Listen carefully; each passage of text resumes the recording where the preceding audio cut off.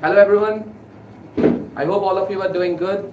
So I welcome you all to another discussion. Okay, I welcome you all to another session, another discussion session, and today we will be discussing two essays. As we all know now, APSC has got a separate paper on essay.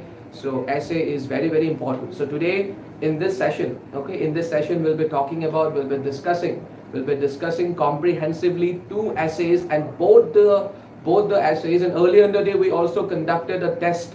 Okay, we also conducted a test on these two topics, and I hope all of you who wrote this test, okay, the test went well for each one of you. Okay, so on that note, let's start today's session. Okay, so this is the first topic, a very interesting topic. Now this topic is an abstract topic. Okay, abstract topics are those topics which cannot be confined to one particular subject, and you can write anything under this topic. Anything which it needs to have a connection with the given topic.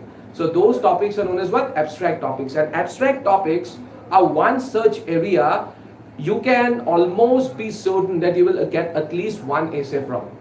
Okay, they repeatedly ask, or they repeatedly prefer, okay, they repeatedly give essay topics based on what? Abstract topics. So I would suggest you to go through some abstract topics, and see, this is an example of an abstract topic. To read without reflecting is like to eat without digesting.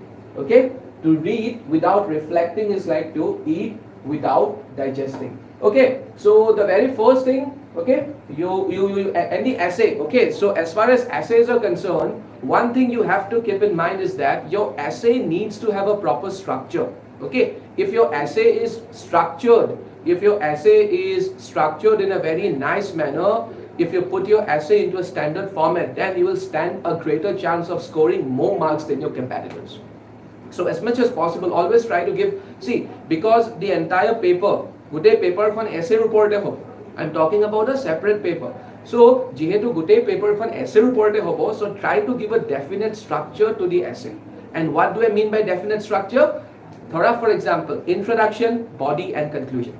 This is the definite structure I'm talking about. So tomaloke at a proper introduction dibo laibo, tomalokor body to of course has to be good, aru you have to end the essay with a proper conclusion. Okay, you have to end the essay with a proper conclusion.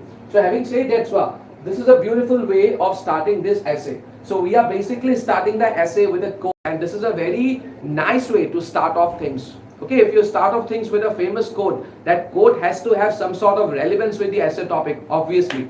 So if you start your essay with something like a quote, that to a famous quote, then I can guarantee that, you'd come across as someone who knows how to start things in an adequate way. Okay, so this is the topic, and Edmund Burke is a famous personality. So the read without reflecting is like eating without digesting. Now it may so happen, okay, in this case I'm also quoting the person. So in this case, this quote was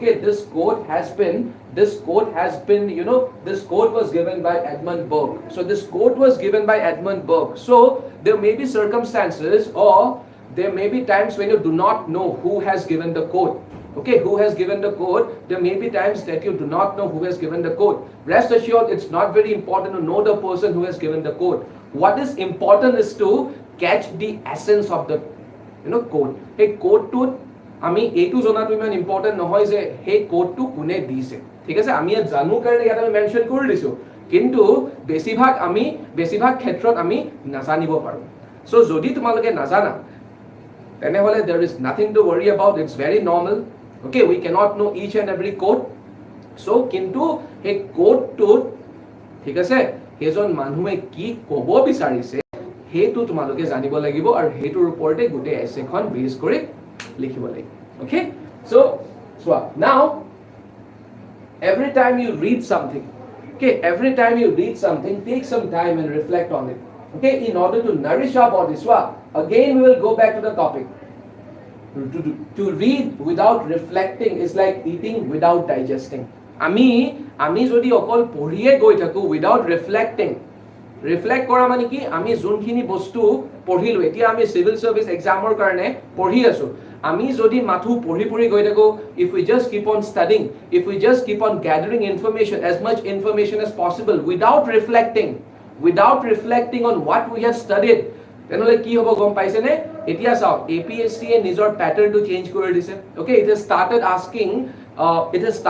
asking questions based on what based on concepts it has started checking your conceptual clarity আৰু conceptual clarity বস্তু বিলাক conceptual clarity আপোনালোকৰ কেতিয়া আহিব যেতিয়া আপোনালোকে যোনখিনি বস্তু পঢ়ি আছে সেইখিনি বস্তুৰ ওপৰত যেতিয়া আপোনালোকে ৰিফ্লেক্ট কৰিব পাৰিব okay আৰু হেইটোৱে এই এছেখনৰ topic so it is very very important to reflect on what you have studied আৰু যদি আপোনালোকে ৰিফ্লেক্ট নকৰে কাৰ লগত কম্পেয়াৰ কৰিছে it is very similar to eating without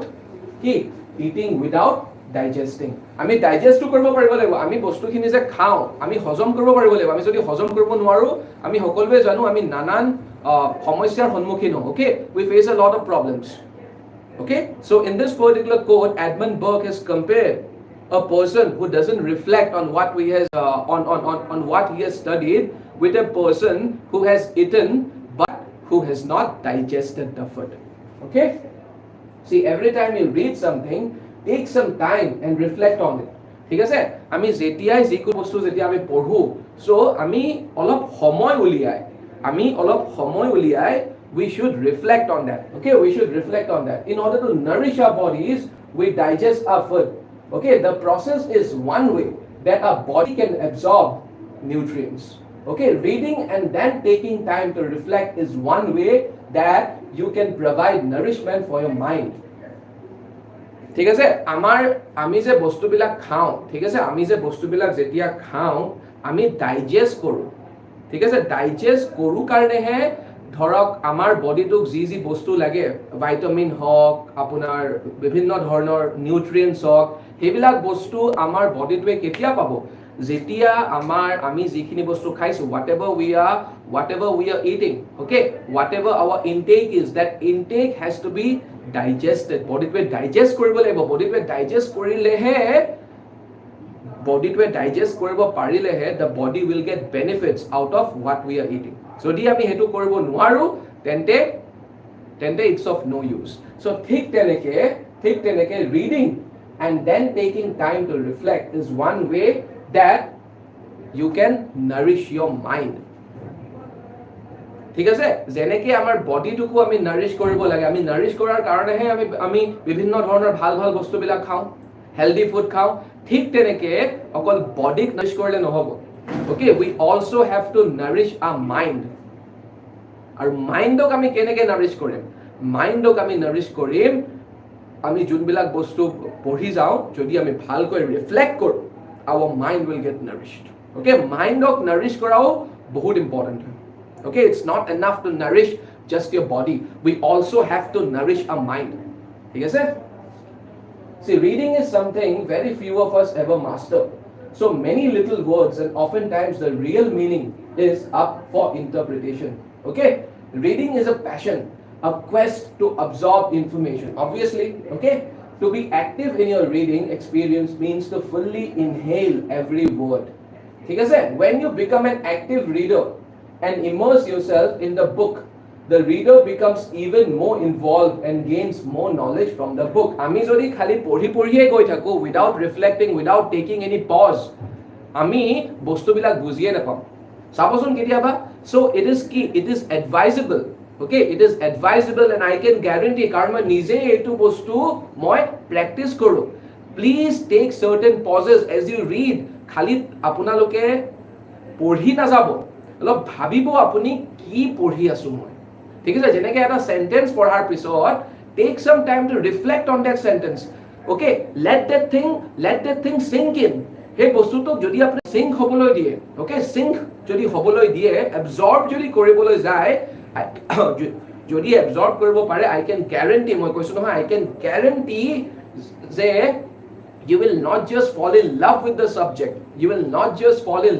the subject but you will also do justice to your mind to nourish your মাইণ্ডটো Nourish হ'ব আৰু ছাবজেক্টটো ভাল লাগিব ঠিক আছে আৰু এট দ্য সেম টাইম আপোনালোকে ধৰক মনোযোগ নিদিলে যোনখিনি আপোনালোকে বুজি পালে হয় এতিয়া যেহেতু আপোনালোকে ৰিফ্লেক্ট কৰি আছে আৰু বহুত ভালকে you will understand it in a much better way. That's the benefit of reflecting. Also, when a reader actively regurgitates the information in the form of notes, the information translates better into memory. Okay? Books are intimate experiences that we all share and often have different experiences with the same book. Because do we need to mark every book? Now, many people say that it is very very important to mark a book. Okay, mark a book মানে বুজিছা নহয় আজিকালি যে বুক marks বিলাক ওলাইছে বা আগৰ পৰাই আছে okay book marks so বহুত মানুহে চাগে তোমালোকে মন কৰিছা okay you must have seen many people who put in a lot of bookmarks in the books and sometimes they put in so many bookmarks that the entire thing looks very clumsy. Now that's debatable. Now I'm not going into the fact whether we should put in enough bookmarks or not. Okay, that's debatable. But let's look at this. Do we need to bookmark every book? It is compulsory to bookmark every book. You do not have to mark a single book if you do not want to. Marking a book is only suggested in order for the reader to make the experience more personal and possibly help the reader retain the information. Okay?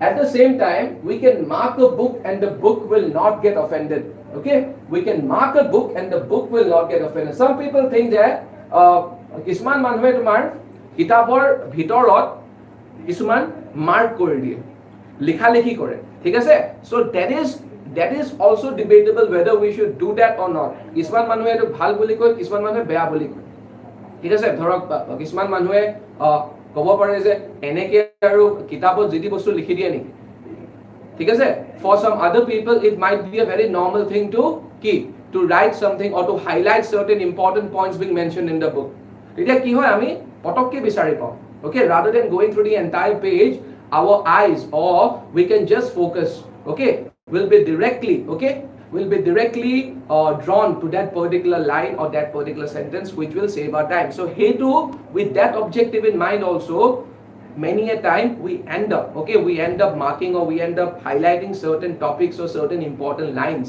in a book okay see now some people think that writing in a book is a form of vandalism because we learned that marking a book is not only important but gives a book character okay it is almost like being a pioneer okay discovering a new world for the first time and documenting what you have discovered for others to learn okay what you have discovered for others to learn where do you start when you read a book most of us look at the back of the book to see if we are even interested okay some of us find out from friends and others just read books because it is fun and they like the author when it comes to reading most people think of books but it can also refer to reading faces behavior and occurrences okay one can be a passive reader without delving deeper to comprehend okay passive reader mane ki just upore junkhini manue pore okay one who reads superficially that kind of a reader is called a passive reader and the opposite to a passive reader is what active reader who actually immerses who gets himself totally immersed in that particular book that kind of a reader is known as an active reader and my suggestion to all of you would be to become active readers don't be just passive readers try to be active readers okay don't be happy with just being passive readers if you become active readers you will reap the real benefit out of a book only an active reader knows the real joy only an active reader knows the real fun okay how fun can it be how pleasurable the journey of reading a book can be okay only an active reader knows that a passive reader will never realize that see so one can be a passive reader without delving deeper to comprehend okay simply taking things at face value only reading things superficially without a critical or curious eye or care however This mentality undermines the very purpose of reading, because reading should be followed by desired action or reaction. Okay? For betterment and improvement, agreement or disagreement. Reflection is just thinking on what you have read, whether it's a book, an essay, a speech, a phase, or even a phenomena. Okay? Reflection is just thinking. Okay? Reflection is just thinking on what you have read, whether it's a book, an essay, a speech, a phase, or even a phenomenon. Okay? Reflection reveals both obvious and hidden meanings. Reflection assists us, helps us. Okay, reflection helps us in comprehending, understanding, in comprehending the aim and motives. We are motivated, inspired, and propelled to action when we reflect. ঠিক আছে, যেতিয়া আমি reflect কৰো, reflect কৰা মানে কি, you try to make sense out of a particular sentence or out of a particular paragraph being mentioned in a book. Are you getting me? When you try to make sense, when you delve deeper into a paragraph or a sentence, that's when you reflect. Aru, trust me friends, okay, trust me, this will help you. This will help you in the long run. This will help you, especially this will help you in preparations like that of civil services examination. Very, very important. Very, very crucial. You have to reflect. আপোনালোকে reflect কৰিবই লাগিব. ঠিক আছে? We are motivated, we feel motivated, inspired, and propelled to action. ঠিক আছে? When we reflect. Without reflection, যদি আমি reflect নকৰো, reading a book is nothing more than a collection of dead words, wingless thoughts, a waste of time that leads nowhere. মই আগতেই কৈছো. Okay? Reading without reflecting is nothing but a sheer waste of time. It's a sheer waste of time. So আমি reflect কৰিব লাগে. Okay?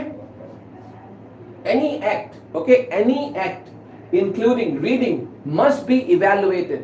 Any act including reading must be evaluated based on its result. Okay, what is the point of reading if we don't digest?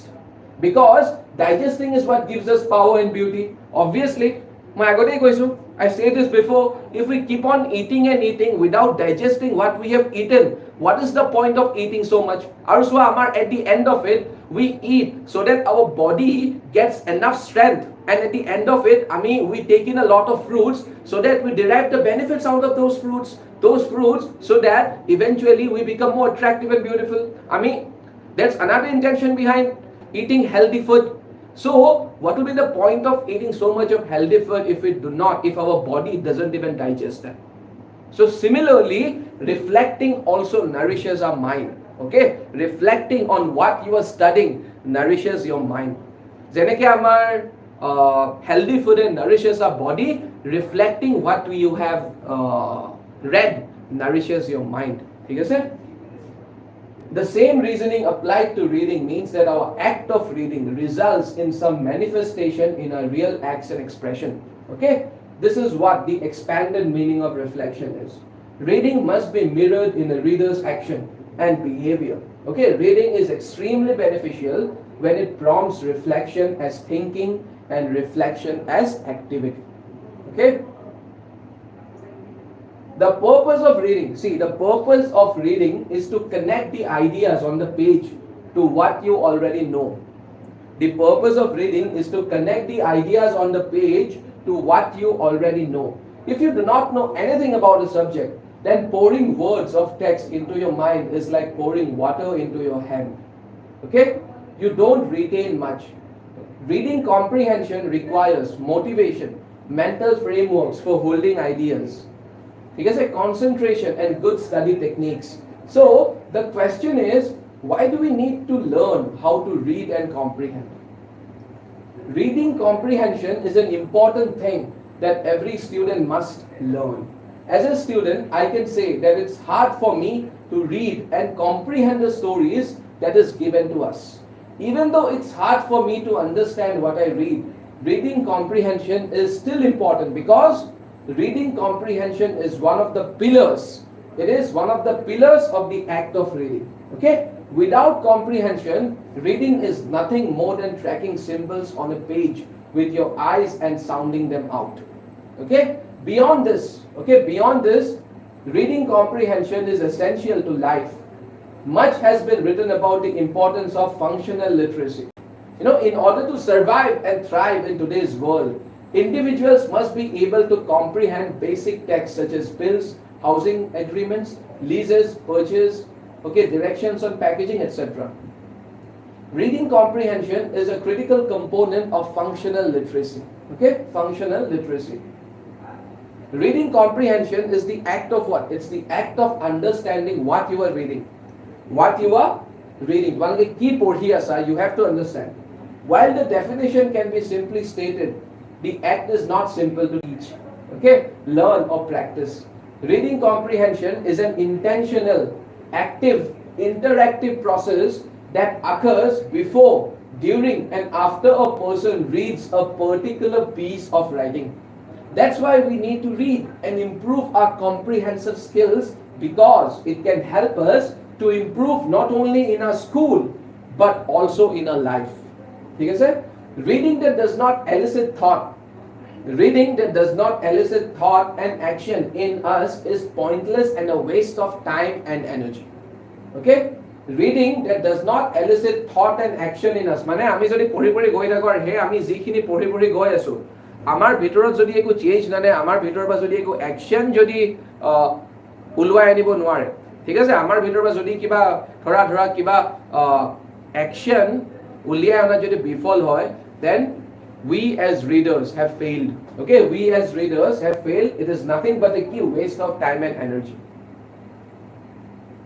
Accepting any notion or behavior without question because it is in a book is equally harmful. Accepting any notion or behavior without question because it is in a book is equally harmful. Reading book is essential for gaining knowledge and information.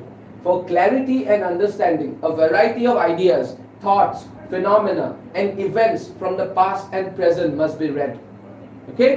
Reading can be either passive or active, with the latter being more significant. The advantages of active reading. And this brings to the issue of reflection.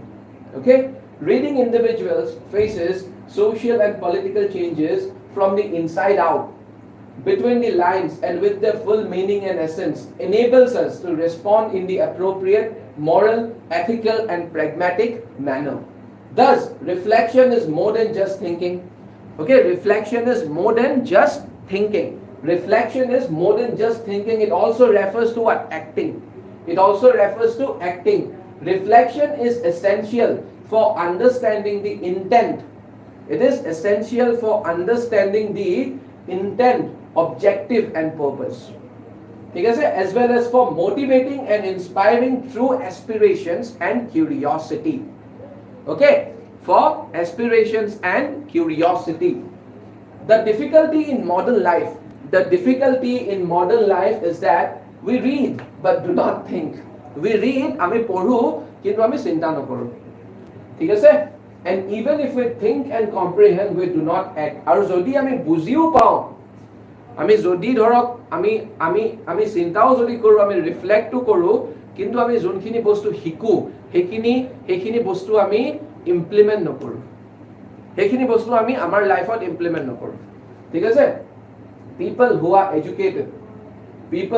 educated make no less purposeful errors and omissions than those who are uninformed. As eating must be followed by digestion, good health, and beauty, reading must likewise help in beneficial in ideas and action processes. Otherwise it is worthless and a waste of time and energy. As eating must be followed by digestion, good health and beauty. For good health and beauty, reading must result in ideas and action processes.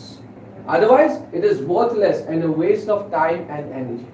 Accepting any notion or behavior without question because it is in a book is equally harmful. So that brings us to the end of the first essay. It was a very important topic and I hope you guys got the essence of it. It's important to get the essence of the topic. So what was the essence of the topic? The topic was that যে আমি যেতিয়া পঢ়ো, it's not enough to just read, but we also need to take pauses, we also need to reflect. It's very, very important, because and reflection should be such, okay, reflection should be such that it propels us into some kind of an action. Okay, that it eggs us into some kind of an action. Then acquire a reflection, and that will come only when you reflect in a very, very serious way. That will come only when you reflect in a very, very serious way. That's the essence of reflection. Okay, sir? Now see, this is a very, very important topic. Child marriage. Child marriage is a violation of human rights. Child marriage is a violation of human rights. Every girl has the right to lead a healthy and fulfilling life, and to make her own choices about her future. Okay, now this, as far as this essay is concerned, this essay is based on what? This essay can be linked with Indian society.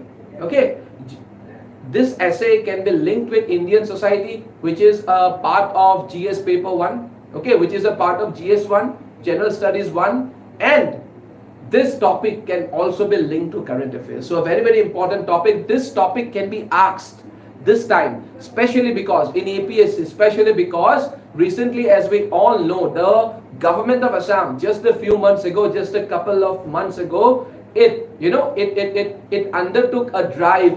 It undertook a drive against child marriage. Okay, so in the light of that particular event, this essay or this topic, you might even get a question on child marriage in GS1 from Indian society, and you can also get a question on child marriage in the form of an essay. So I request each one of you, so I request all of you to prepare this topic, to take this topic very, very seriously. Go through everything. Okay, go through everything. Go through all the aspects of child marriage. Now, in this particular essay, we will try to look into some of the most important aspects of child marriage, and I'll try to share with you as much information as possible regarding this topic. Okay. So, early and forced marriages or unions are a global problem across many different countries, cultures, religions, and ethnicities. Okay, child marriage usually refers to a social phenomenon practiced in some societies. Okay, in some societies in India, where a young child, usually a girl below the age of 15, is married to an adult man. Okay, a second form of practice of child marriage is that in which the parents of the two children, the girl and boy, arrange a future marriage. Okay, in this practice, the individuals, the boy and girl, do not meet one another until they reach the marriageable age, when the wedding ceremony is performed. See, every early marriage and forced marriage is highest in sub-Saharan Africa, where 38% of girls become child brides in sub-Saharan Africa. Okay, among girls growing up in South Asia, India is a part of South Asia. Okay, among girls growing up in South Asia, 30% experience early marriage. Okay, 30% of the girls experience early marriage, compared with 25% in Latin America. Okay, in Latin America, countries like Brazil, Argentina, in Latin America and the Caribbean. Okay, rates are 17% in the Middle East and North Africa. Okay, and 11% in Eastern Europe and Central Asia. Okay, 11%. See, here is a quote. Okay, here is a quote, or here is something which was tweeted by none other than the present CM of Assam, Himanta Biswa Sharma. Statewide arrests are presently underway against those violating provisions of the Prohibition of Child Marriage Act. So this was the thing I was talking about earlier, that the government of Assam, okay, recently it undertook a drive against child marriage. Okay, sir? See, child marriages, they are seen as a burden due to their lack of education and economic potential. Okay, sir?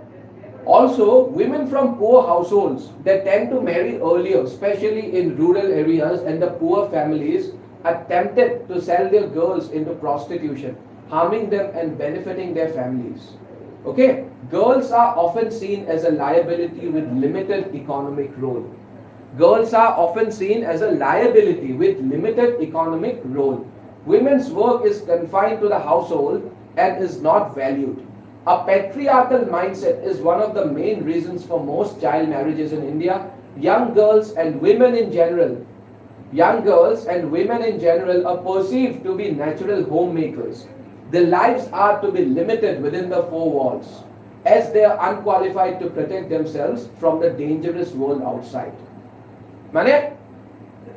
It is all the result of a patriarchal mindset. What is the meaning of a patriarchal mindset or a patriarchal society? Patriarchal society is that kind of a society where the society is in terms of authority. Okay, in terms of authority, the society is dominated by males.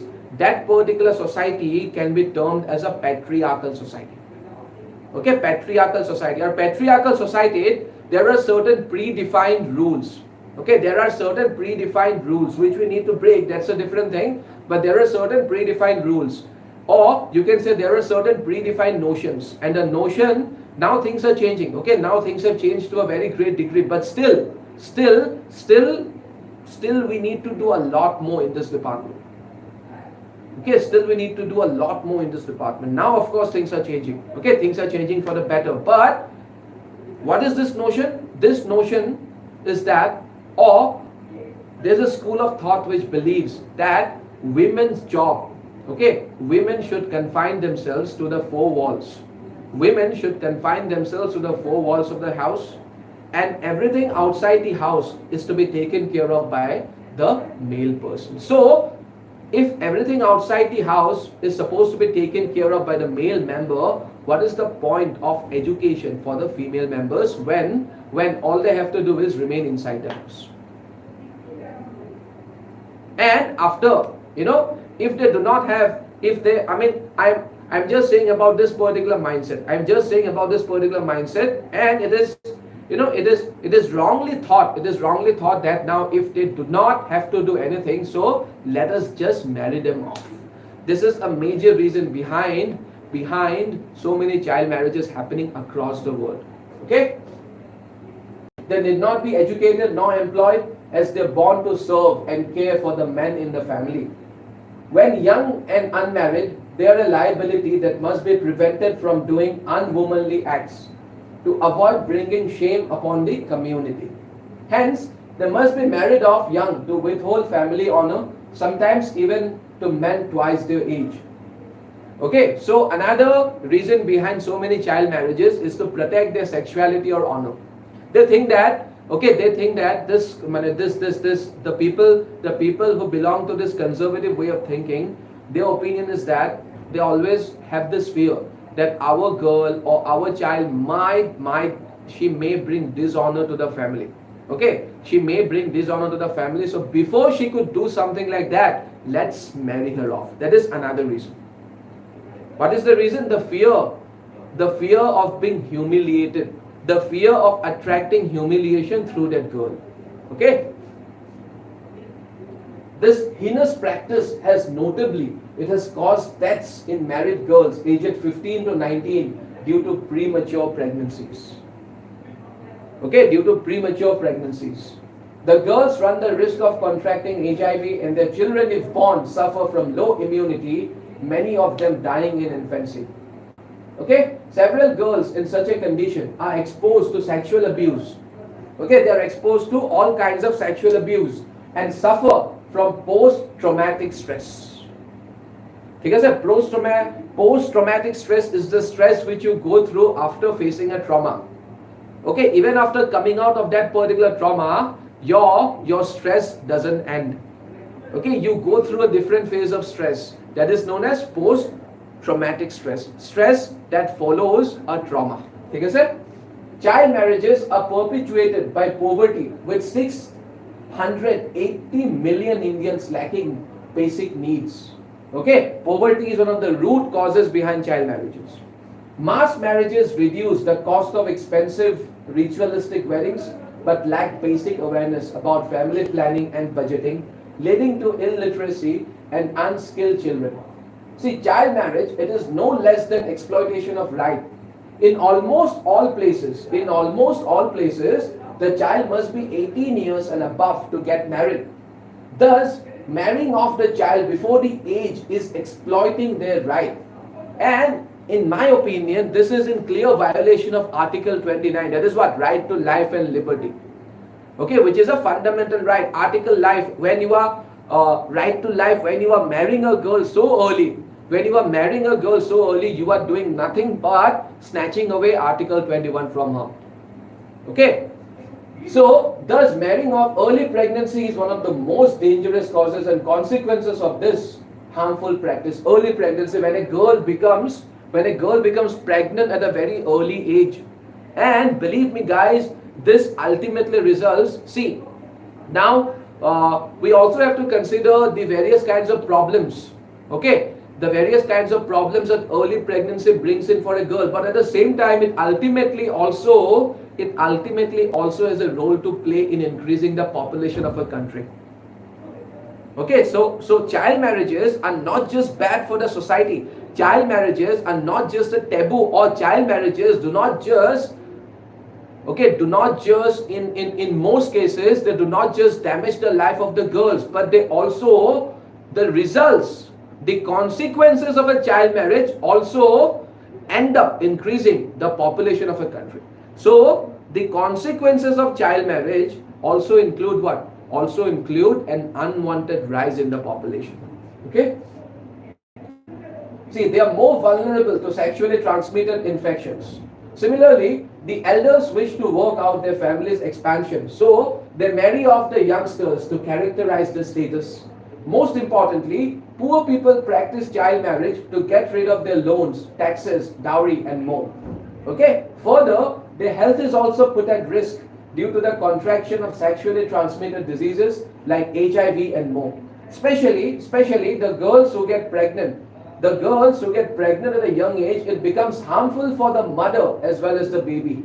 ठीक है sir? The dowry system is a major cause of child marriages. Again, another very important cause is the dowry system, as it increases with the age and education level of the bride, leading to domestic torture and violation of human rights. Mane, what is the notion? The notion is that, or what is the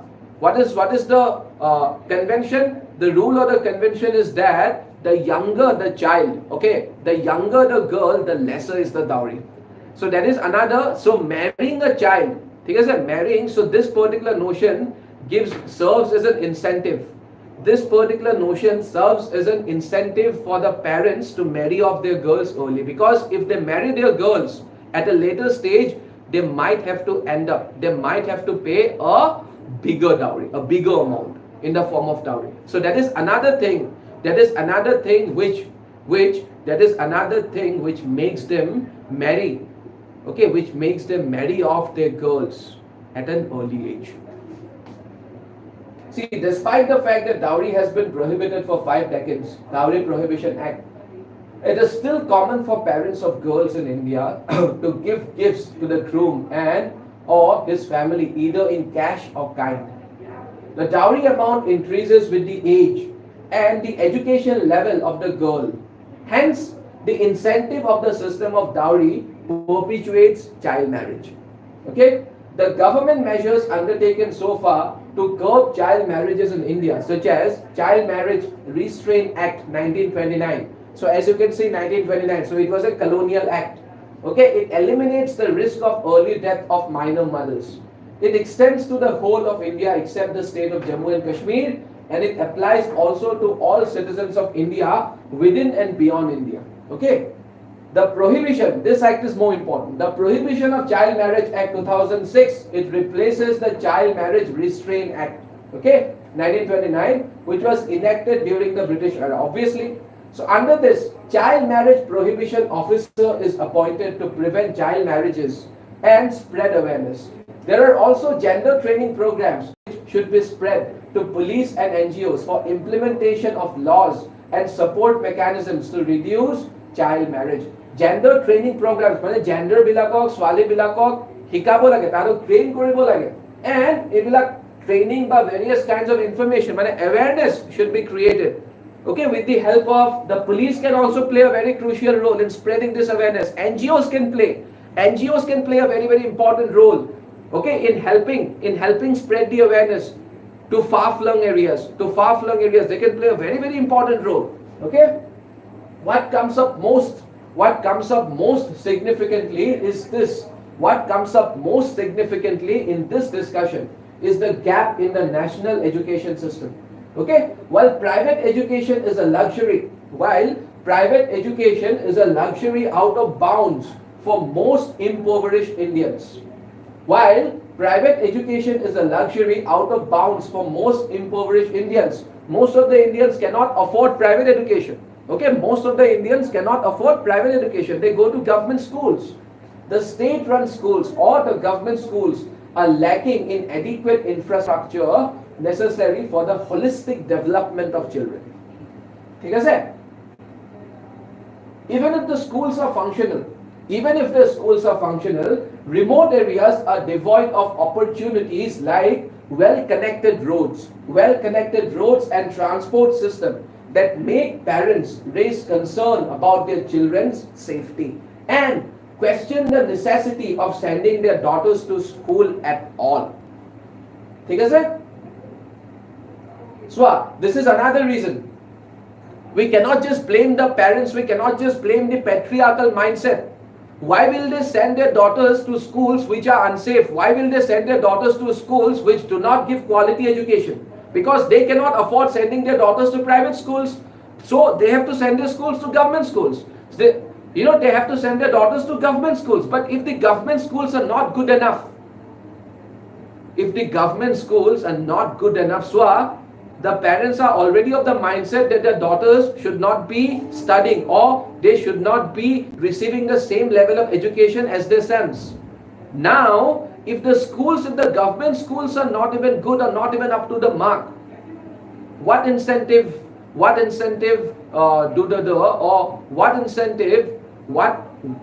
the incentive for the parents? Okay, what incentive does the parents have to send their daughters to schools? They will not have any incentive. So we must incentivize.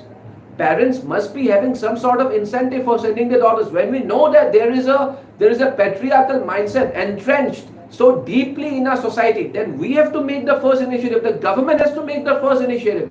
We have to make sure that the government schools are safe, sound. At the same time, we also have to make sure that the government schools provide the same kind of education, or the level of education being provided by the government schools is at par. It is at par with the level of education being provided by the private schools. So at the same time, there's another reason. Most of the government schools, they do not have separate toilets for girls. Most of the government schools do not have separate toilets for girls. This is another reason. Why most of the girls after attaining puberty, they stop going to schools.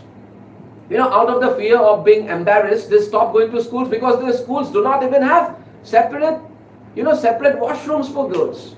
That is another area the government can work on. The government should take this thing very seriously. And I believe sincerely that if this thing is done, it will reduce the number of child marriages significantly. So because the parents, when the parents find out that the girls have stopped going to schools, so it acts, it motivates them even further to marry their children, to marry their daughters, rather than making them, rather than keeping their home, rather than keeping the daughters in their homes, they prefer marrying them off. If they do not have to go to schools, then what else will they do? That is the mindset. That is the mindset of those parents. So we have to take the first step. We have to make sure that there is no room, there is no room to complain on part of the parents, so that the parents cannot complain. Child marriage and other forms of gender inequality remain a major issue in India due to lack of awareness and weak enforcement of laws. To provide an effective remedy to these issues, a Sneha Karma Foundation in Assam is exploring the possibility of training internship programs for graduating college girls to ensure full-time employment. to ensure full-time employment in prestigious positions. This program will help break the traditional perception of girls and women as an economic burden and reduce the rate of child marriages. Zuntu eta traditional notion, okay, this particular project is working on, it is working on breaking that traditional notion of girls being perceived as what? Girls or females being perceived as a burden for the family. It is trying to break that particular notion, okay, and reduce the rate of child marriages. It also helps nurture budding minds and build a better tomorrow for the nation. Girls should also be empowered with life protection, education and employment opportunities. Government of India has already enacted laws like Child Marriage Prohibition Act 2006 and started many initiatives like, for example, Beti Bachao Beti Padhao, Sukanya Samriddhi Yojana. We all know about these initiatives to incentivize the people. Okay, these initiatives have been brought about, or these initiatives have been made. Why? To incentivize, to give incentives to the people to give equal treatment to their daughters as their sons. Okay, certain national schemes is related to maternity benefits and the survival and education of the girl child, which addresses the problem of child marriage directly or indirectly. Example, Dhana Lakshmi, okay, Rajiv Gandhi's scheme for empowerment of adolescent girls. Education, including comprehensive sexuality education, is essential for girls to be able to make informed decisions about their sexual health and well-being. So they should be taught. Now in many schools they have started teaching sex education. That's a very important thing. Okay, they should know about this, that they cannot play with their health. Okay, what are the dire consequences of getting married at an early age? What it can do to their health, what it can do to their sexual health. They should be aware of that. And after that they should make informed decisions. Okay? Okay, to sum it up, a marriage must be a sacred union between mature individuals and not an illogical institution which compromises with the future of our children. The problem must be solved at the grassroots level, beginning with ending poverty and lack of education. Okay, this way people will learn better and do better. Government of India has the biggest responsibility towards ensuring better childhood of every child.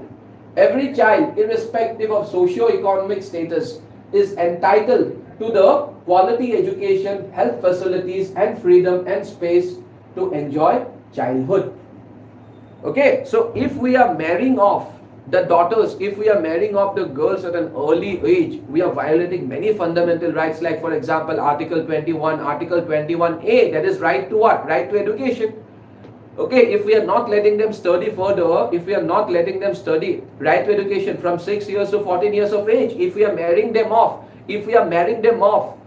okay, if we are marrying them off when they are in that particular age group, then we are also violating their right to education. Okay, so that brings us to the conclusion of the second topic. That brings us to the conclusion of this topic. So this topic is very, very important. So I hope this session was very, very beneficial, and please keep practicing. Also go through the newspapers.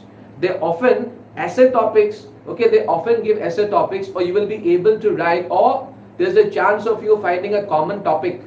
Okay, there's a chance of you, there's a great possibility of you finding a common topic, a topic which you can write on, which you have which you have a lot of information about if you go through the newspapers on a daily basis.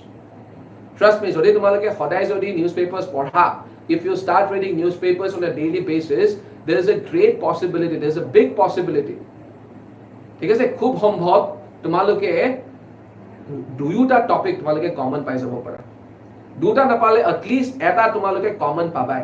কিন্তু for that, কাৰণ বেছিভাগ ক্ষেত্ৰত তাহাঁতে কি কৰে, they will give you a topic based on current affairs. Whatever is going on, it will have a relation with whatever is going on in India or whatever is going on in the world. So jodi tumalake jodi daily paper pori thaka, you will be able to connect. That connection will help you write better answers. Okay, now see, I would also like to take this opportunity to announce I would also like to take this opportunity to inform you guys about certain new initiatives CSAP, okay, certain new initiatives CSAP is coming up with.